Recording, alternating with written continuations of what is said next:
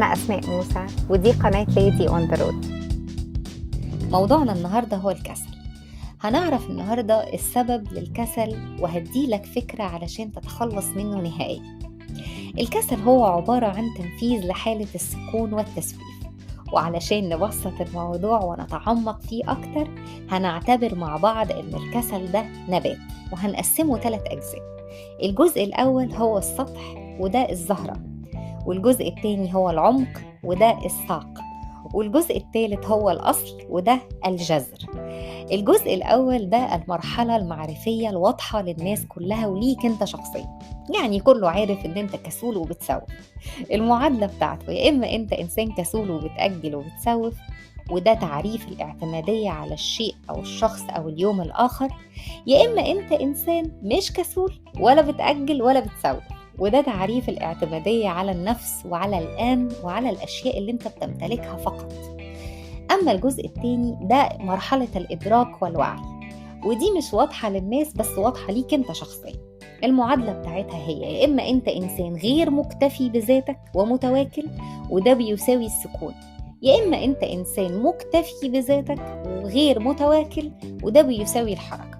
أما الجزء الثالث والأخير دي مرحلة الشعور، ودي مش واضحة للناس ولا ليك الصراحة. المعادلة بتاعتها هي يا إما أنت إنسان عندك شعور داخلي بعدم الاستحقاق وده بيساوي كسل وتواكل وتسويف، يا إما أنت إنسان عندك شعور داخلي بالاستحقاق وده بيساوي النشاط والحركة والاكتفاء الذاتي. رسالتنا النهاردة هي إيه؟ هي لا للكسل بعد اليوم. النهاردة أنا جاية أديلك فكرة علشان تتخلص من الكسل ده نهائياً. أولاً لازم تقوي عندك شعور الاستحقاق للشيء اللي انت مكسل فيه.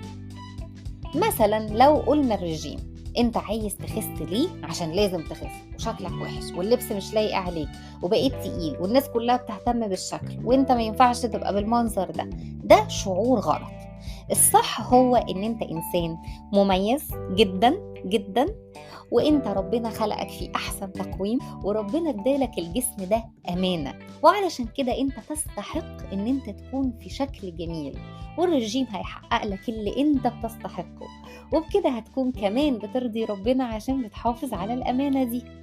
وهكذا كل ما يكون في أي شيء أنت مكسل فيه تعمق في الشعور اللي جواك وغيره وخليه شعور استحقاق.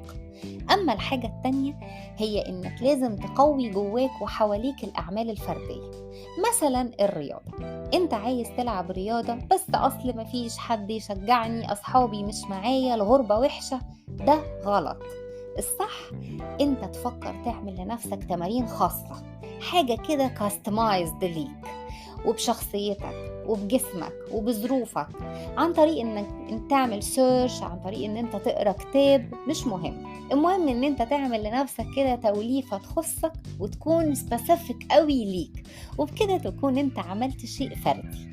ويبقى لازم تروح الجيم لوحدك وتنفذ التمارين دي لوحدك. ليه؟ علشان محدش يلخبطك، وعلشان التمارين دي ما تخصش اي حد غيرك انت. وهكذا كل ما يكون في شيء انت مكسل فيه دور على اي شيء او عمل فردي قويه ودخل جواه الحاجة اللي انت مكسل فيه. وثالثا واخيرا بوظ على نفسك الشخص او الشيء او اليوم اللي انت معتمد عليه علشان تجبر نفسك تقوم تعمل الحاجة دي.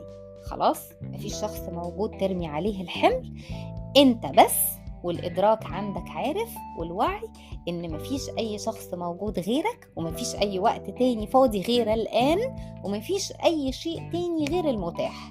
وخلي المعرفة تقودك لفكرة إنك لو أنجزت الشيء ده هتاخد عليه جايزة، وخلي الجايزة ده شيء فيه نشاط علشان تقنع نفسك إن النشاط بيجيب سعادة، وبكده هتوصل لأن أنت هتفرح لو أنجزت الشيء وهتزعل لو ما أنجزتوش.